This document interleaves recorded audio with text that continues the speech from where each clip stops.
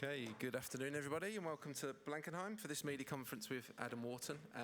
As ever, if we can keep it to 3 questions per person in the first round, and obviously at the end we'll have a very short section embargoed until 10:30 PM UK time this evening. So Rob, do you want to get us underway? Adam, lovely to see you. Is that mic on? Can we hear that? Hello. Yeah.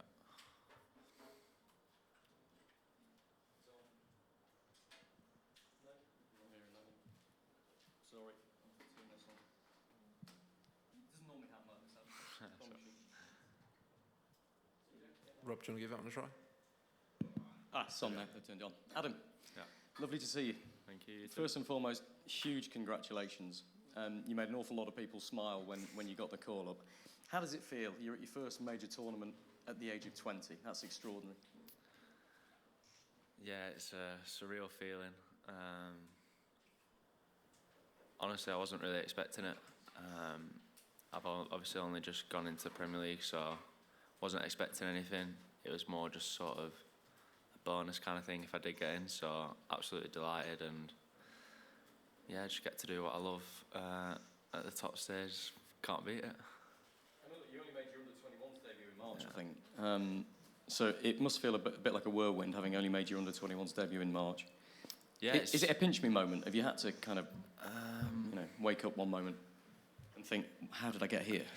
I've been all right, to be honest. I don't really think about it too much. It's just more football for me. That's how I look at it.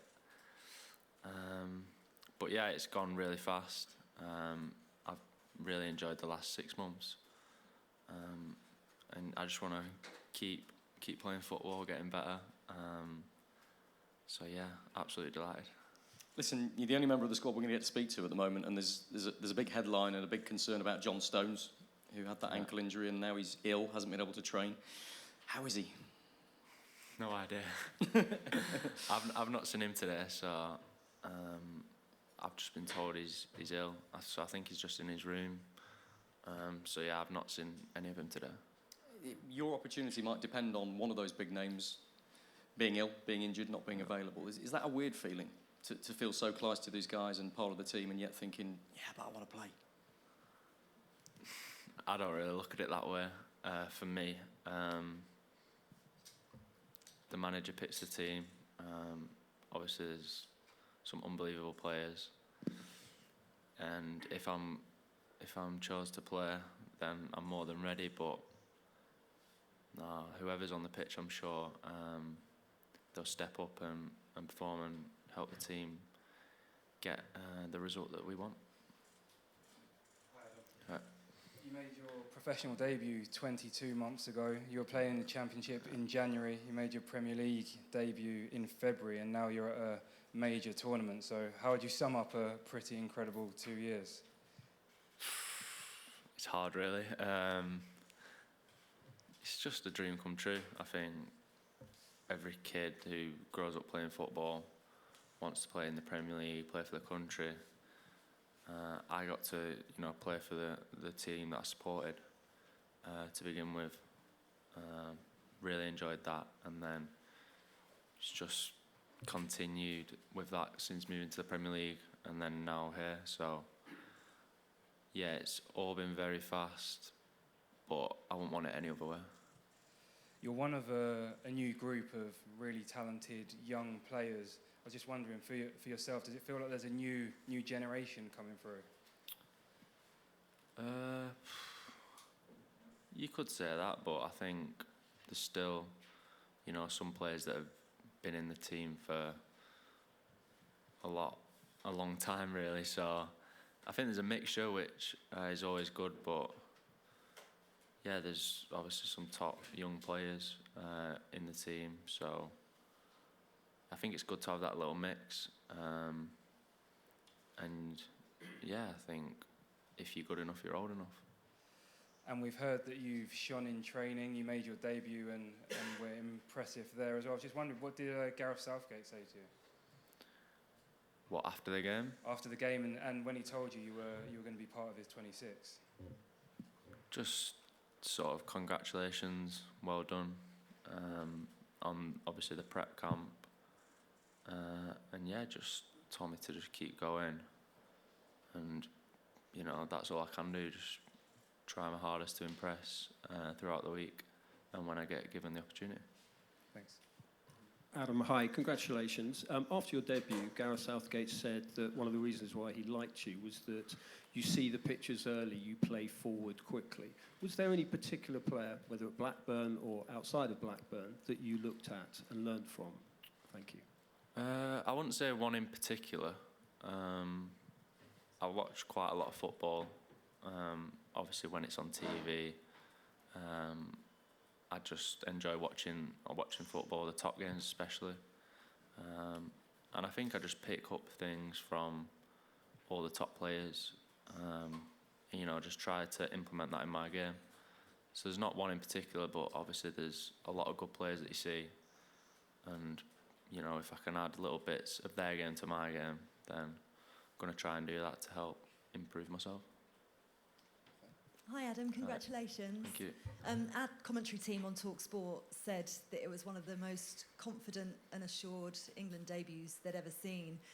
Bearing in mind you said you didn't expect to get the call up, how do you think that audition went? How did you feel? Yeah, I think I've done well. What was it, 20, 30 minutes, I think. But yeah, for me, it was just another football match. I've been playing football my whole life, so the way I look at it, it's another game. Try my best in every single game that I play, so yeah, I think I've done all right. I never really look at my performances and think, oh, it's amazing, because there's always certain bits that you can improve on. So yeah, for me, really happy to make my debut and perform the way I did, but yeah, there's always room for improvement. What did you think you could have improved? Because I mean, it was 100% pass completion rate, I think. Yeah, maybe just a couple of bits of positioning, out of possession, just a couple of times. Obviously, it's only a short period of time, but just little bits. So small details, especially at this level, that make such a difference. And yeah, just positioning, certain moments could have been in different positions. Maybe I passed it one way, but I could have maybe skipped a player to progress the ball faster. But yeah, it's just the little things really. And just finally, Declan Rice was full of praise when I sat down and spoke to him as well for you. Have you managed to sit down and have a chat with him? You know, bearing in mind you could potentially partner him in midfield. Yeah, I've spoke to Declan. He's a top player. You've seen that over the past few seasons, especially this season. The way that Arsenal play, I think, really has shown what he can produce this season. And yeah, he's a top guy off the pitch as well. So speaking to him, just getting them little things, like I said, and just everyone really, just learning off everyone. But especially him, obviously similar positions. Yeah, it's good to sort of pick up on them little things and details. But yeah, he's really welcomed me into the squad, definitely. What was his best nugget of advice for you?